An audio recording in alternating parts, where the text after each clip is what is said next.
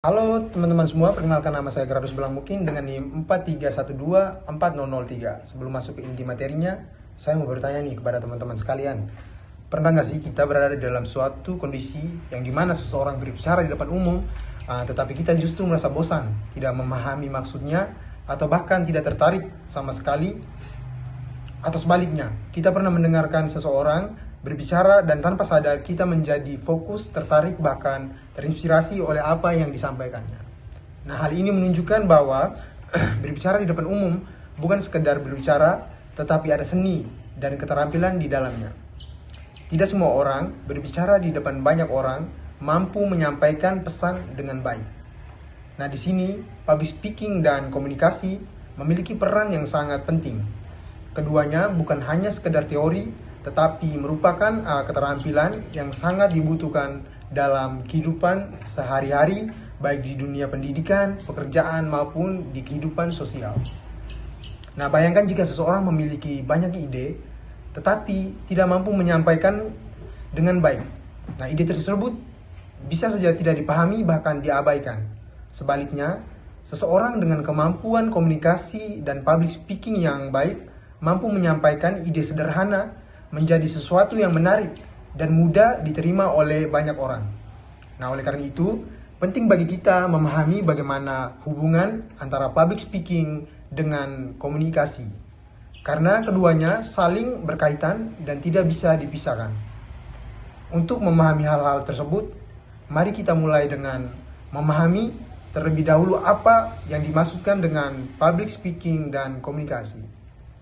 Nah, yang pertama, komunikasi adalah proses menyampaikan pesan dari seseorang kepada orang lain, baik secara verbal maupun non-verbal, dengan tujuan agar pesan tersebut dapat dipahami dengan baik. Nah, dalam kehidupan sehari-hari, komunikasi menjadi hal yang sangat penting karena hampir semua aktivitas manusia melibatkan komunikasi. Sementara itu, public speaking adalah kemampuan berbicara di depan umum untuk menyampaikan ide, gagasan, atau informasi kepada audiens. Public speaking biasanya dilakukan dalam situasi formal maupun non-formal, seperti presentasi, pidato, atau seminar.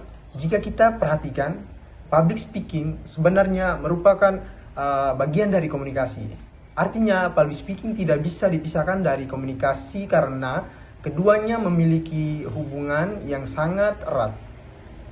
Hubungan yang pertama adalah bahwa public speaking merupakan bentuk komunikasi secara langsung. Dalam hal ini, seseorang pembicara menyampaikan pesan secara langsung kepada audiens. Tidak hanya melalui kata-kata, tetapi juga melalui ekspresi, bahkan tubuh dan intonasi suara. Hal ini membuat pesan menjadi lebih hidup dan lebih mudah dipahami. Hubungan yang kedua adalah unsur-unsur komunikasi dalam public speaking. Nah, dalam komunikasi terdapat unsur-unsur seperti komunikator, pesan, media, komunikan, dan umpan balik. Semua unsur ini juga terdapat dalam public speaking. Pembicara sebagai komunikator, materi sebagai pesan, audiens sebagai komunikan, alat bantu sebagai media, dan respon audiens sebagai umpan balik. Hubungan yang ketiga adalah tujuan yang sama, yaitu menyampaikan pesan secara efektif. Dalam public speaking, seseorang pembicara harus mampu menyampaikan pesan dengan jelas, menarik, dan mudah dipahami. Jika komunikasi tidak berjalan dengan baik, maka yang disampaikan bisa salah. Selain itu, public speaking sangat bergantung pada keterampilan komunikasi. Seorang pembicara yang baik harus mampu memilih kata yang tepat, menyusun kalimat baik, serta memahami siapa audiensnya. Tanpa keterampilan komunikasi yang baik, public speaking akan menjadi kurang efektif. Selanjutnya, terdapat hubungan dalam bentuk komunikasi verbal dan non-verbal. Komunikasi verbal adalah komunikasi melalui kata-kata, sedangkan komunikasi non-verbal meliputi bahasa tubuh, ekspresi wajah, kontak mata, dan intonasi suara. Dalam public speaking, kedua jenis komunikasi ini harus digunakan secara seimbang agar pesan yang disampaikan lebih kuat dan meyakinkan. Sebagai contoh, ketika seseorang pembicara dengan suara yang jelas, melakukan kontak mata, dan menggunakan gerakan tubuh yang sesuai, maka audiens akan lebih mudah memahami dan tertarik. Sebaliknya, jika pembicara terlihat gugup, tidak percaya diri atau bahkan tidak jelas dalam pembicaraan, maka pesan yang disampaikan akan sulit diterima. Selain itu, public speaking juga dapat meningkatkan kemampuan komunikasi seseorang.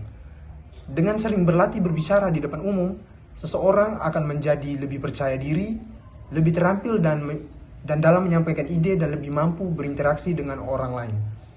Di sisi lain, komunikasi yang baik juga menjadi dasar dari keberhasilan public speaking.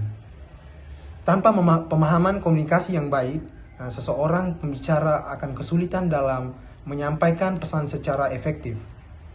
Dari penjelasan tersebut dapat disimpulkan bahwa hubungan antara public speaking dan komunikasi adalah hubungan yang sangat erat dan saling melengkapi. Public speaking merupakan bagian dari komunikasi dan komunikasi menjadi fondasi utama dalam keberhasilan public speaking. Sebagai penutup, kita dapat memahami bahwa untuk menjadi pembicara yang baik, kita tidak hanya perlu berani berbicara di depan umum, tetapi juga harus memiliki kemampuan komunikasi yang efektif.